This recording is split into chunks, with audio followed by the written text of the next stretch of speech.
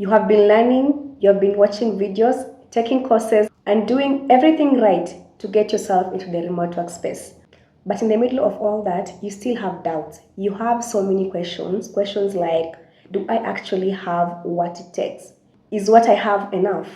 Today, I want to answer that question, and the answer is yes. You already have more than what you think. You just haven't learned how to see it yet. So let me show you. But before that, I have to share this message with you that I received recently from one of my subscribers. And I love receiving these messages from you guys. And let me just read exactly what she wrote. She said, and I'm reading this directly. Hi Mary, I am a new subscriber to your YouTube channel. I have been following you keenly and I've set up my LinkedIn platform as per your instructions. I now know how to filter jobs that match my qualifications. I finally secured 2 assessment tests and 1 oral interview.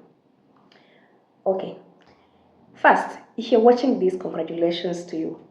You took actions, you watched the videos, you put in the work, and now you're being invited into assessment rooms.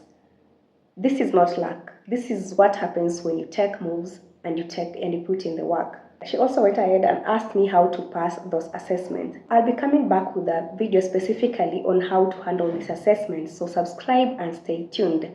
This message reminds me of something that I want every single of you to hear. And mostly the people who participated in my recent poll that I shared in the community tab, and you say that you're learning a new skill and maybe you're doubting if it's enough. Let me ask you a few questions. What skills do you currently have from your current job or your previous job? What skills do you have from your education or from your life experience that you think might help you get into the remote workspace? You can share your answers in the comments. I'll be there to reply and help you position your skills correctly. In my last video, I talked about picking one skill and consistently learning that skill for 90 days. That advice still stands, and today I want to build on it. Picking and mastering one skill is your foundation. But here is what most people never tell you about what comes after that foundation. You have mastered and you've learned that one skill. The magic happens when you layer it with already what you know, your work experience, your background, and your life experience in general. That combination is what makes you stand out from thousands of people who have done the same course as you've done, maybe online or in school. And that layering has a name, and it's called skill stacking.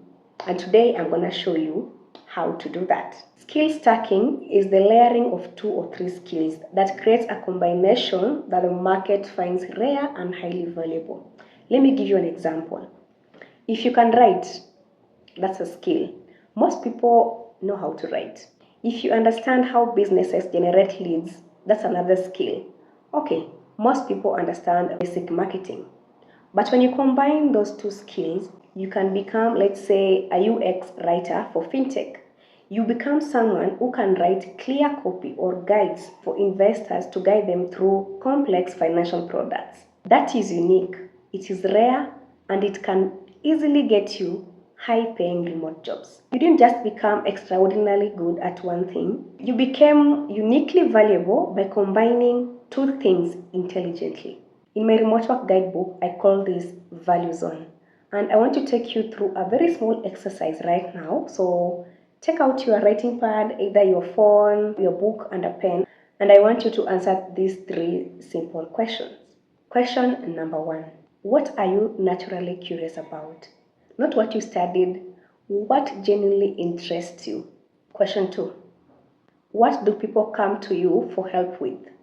Like your friends, your family, your colleagues, what problems do you majorly help them to solve? Question number 3. What will you do even if nobody was paying you for it? Where those 3 answers overlap, that intersection is what we call your value zone. That combination is what the market actually pays for. And I promise you, if you've done that exercise honestly, something is going to surprise you. Let me share with you exactly what this looks like in my own real life, because this is not theory to me. I have a business development and marketing background, That is what I was doing my 9 to 5 jobs. When I learned my first skill in web development, I did not just sit there and wait for clients to find me. I went to events, I networked, and I positioned myself in the market with the skills that I learned from my business development experience to position myself in the market in a way that client could easily find me. And I can tell you, I got my first remote work client 3 months after I've learned my new skill in web development. Another example I'll use, just recently, I worked for a startup here in Kenya, a blockchain startup, as a project manager. So my main role was to organize events, reaching out to partners, and building relationship across the blockchain industry. At the same time, I was working with the developers as well, mentoring them on the project that they were building. And I noticed something very quickly. These developers, they were really good. They could write code, they could create products from scratch, and they could actually create systems from scratch. But when it came to answering one question, will anyone actually pay for this? Most of them got stuck. They did not know how to read the market, they did not know how to pitch, they did not know how to get investors to actually invest in their products. And that is how I came in.